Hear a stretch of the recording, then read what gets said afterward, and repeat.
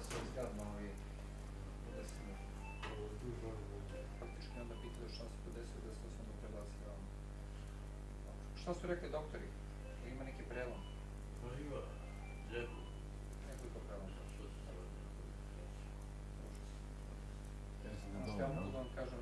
Pa ono što se dogodilo je da je snimatelj agencije Anadolija napadnut tokom ranih jutarnjih sati u Nemanjinoj ulici danas od 3 lica za koje se sumnja prema njegovoj izjavi da su migranti. Mi to još uvijek ne možemo sa sigurnošću da potvrdimo, ali istraga svakako teče u pravcu da se utvrdi da li to zaista jesu migranti ili se radi o nekim drugim licima i da kažem da se utvrde sve okolnosti vezane za čitav ovaj slučaj.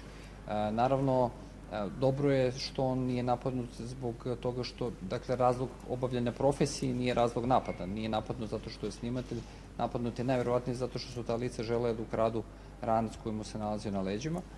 I mi, da kažemo, istragu vodimo u svakom pravcu, dakle, nećemo dozvoliti bilo kakav prostor da bilo šta promakne policiji.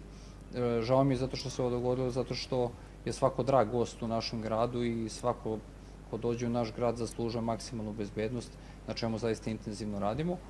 I zbog toga da ćemo uložiti ogromne napore da pronađemo ova lica i da ih, kažem, uhapsimo. Uhapsit ćemo ih bilo da su migranti ili da nisu migranti. Svako ko učini ovako teško krivično delo mora da odgovara. Dakle, njemu su nanete teške telesne povrede, tako je kvalifikovano i od strane, ja verujem, postupajućeg tužioca i očekujemo od policije da u narednim satima razreši ovaj slučaj i da prevede počinioca ovog krivičnog dela pravde.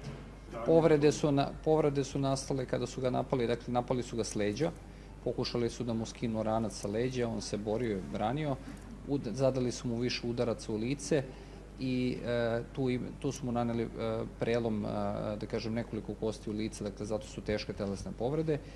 Nismo još dobili, dakle, ne bih govorio o još daljim detaljima dok se istraga ne bude završila, jer ne znam da li su imali nešto u rukama, da li su koristili neko oružje, odnosno oruđe ili nisu. Za sada nema takvih indicija, ali kažem da sačekamo da se istraga završi pa da vidimo sve dalje detalje.